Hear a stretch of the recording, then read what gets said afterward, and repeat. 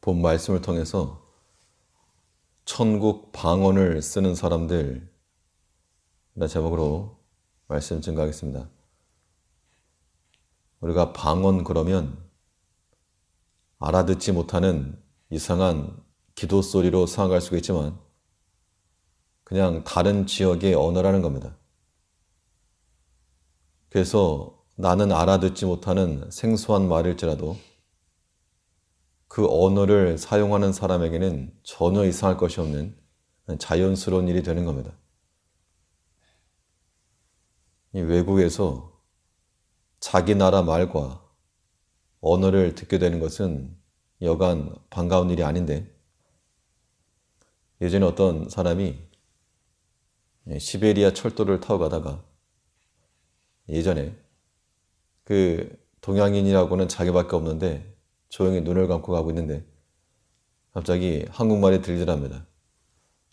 그래서 깜짝 놀라서 눈을 뜨고 쳐다봤더니 한 남자가 지나가면서 참 더럽게 춥네 그 말을 하고 지나갔는데, 아니 그 말이 그닥 좋은 말도 아니고 그렇지만 그 말이 얼마나 반갑고 또 위로가 되고 또 감동했는지 모른다고. 외국의 다른 나라에서 자기 나라에 나와 같은 언어를 쓰는 사람을 만나는 것이 반가운 일인 겁니다. 우리는 이 땅에서 하나님의 백성들로 사는 천국 백성들입니다.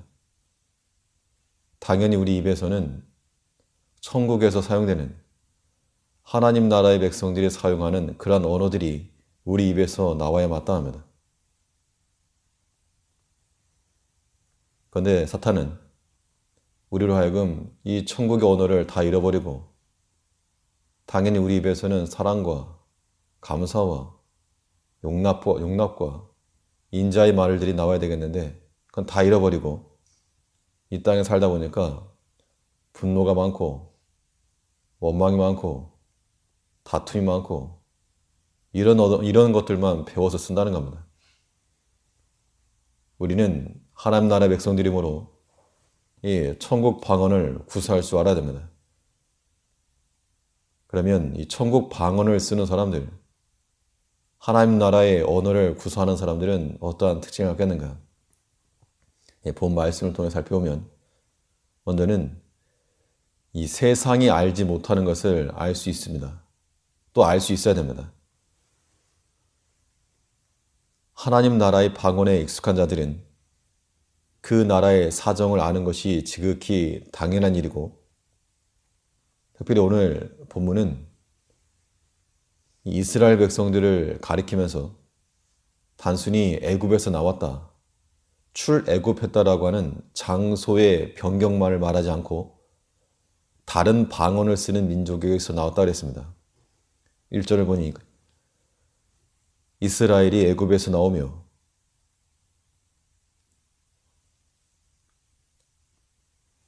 애굽에서 나왔다라고 하는 거, 종살이 하던 그곳 나왔는데 야곱의 집이 방언 다른 민족에게서 나올 때 단지 그들이 거기서 나왔다는 것 정도가 아니고 방언 다른 민족에서 나왔다.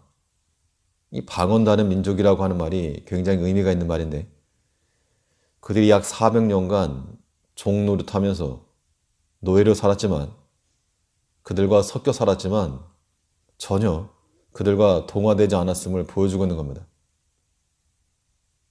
비록 400년이라고 한 시간, 그들의 그곳에서 세대가 세대를 이루며 자녀를 낳고 살았어도 그들과 같지 않았다라고 하는 걸 보여주는 겁니다. 이것이 우리에게 굉장히 중요한 겁니다. 애굽의 말과 문화와 사상이 지배하는 곳에 있으면서도 또 그곳에 그들과 그들의 자녀들이 있었어도 그 생각하는 것이나 말하는 것이나 생활하는 패턴이 애굽과는 같지 않은 다른 삶을 살았다는 겁니다. 우리가 이 땅에서 하나님 나라의 백성으로 산다는 것도 같은 의미가 되겠습니다. 우리는 도대체 무엇을 말하고 무엇을 알아듣고 무슨 생각과 무슨 사상과 무슨 문화 가운데 있는가? 그 당시에 이 이스라엘 사람들은 애굽에 있으면서 그들이 하는 말을 다 알아들었습니다. 애굽 사람들 하는 말을. 하지만 애굽 사람들은 그 이스라엘 백성들의 말을 이해하지 못한 겁니다. 이것이 마치 오늘날과 같아서 우리 믿는 사람들이 이 땅에 있는 사람들의 이야기를 듣고 알고 그래도 세상은 알지 못하는 일들이 우리를 통해서 있어야 한다는 겁니다. 세상이 알지 못하는 것이 우리 믿는 성도들의 특징이 되어야 됩니다. 예수님께서도 요한복음 8장에서 너희는 나를 알지 못하고 내 아버지도 알지 못하는도다. 예수님께서 세상의 모든 것을 다 하시고 그들의 언어, 그들 마음속에 악한 것 다 하셨지만 그와 동일한 것을 사용하지 않으시고 도리어 너희가 알지 못하는 그들이 알 수 없는 그런 아버지에 관련된 것으로 사신 겁니다. 이것이 이 땅 가운데서 하나님 나라의 언어를 잃지 않고 살아가는 모습이 되는 겁니다. 우리가 좀 그런 사람들 되어야 되겠습니다. 우리가 때로 세상보다 더하는 믿지 않는 자들은 그 나름대로 그들의 의리가 있고 또 격조가 있고 자기들이 자랑하는 삶의 방식이 있습니다. 그런데 우리가 때로는 믿지 않는 사람들보다 더 못한 마치 고린도 교회에서 이방에도 없는 그러한 이 악함이 있었던 것 같은 그런 모습을 발견할 때가 있는데 우리는 이 땅 가운데서 이 세상 사람으로 사는 것이 아니고 우리는 천국 방언을 쓰고 하나님 나라의 언어를 사용할 줄 아는 우리가 되어야 됩니다. 이 하나님 나라의 언어를 사용하는 사람들은 같은 언어를 쓰는 사람들과 동질감을 가질 수 있습니다. 말이 다르면 왜 웃는지, 왜 우는지 알 수가 없는데 같은 말을 쓰면 웃을 때 같이 웃을 수가 있고 또 울 때 같이 슬퍼할 수가 있는 겁니다.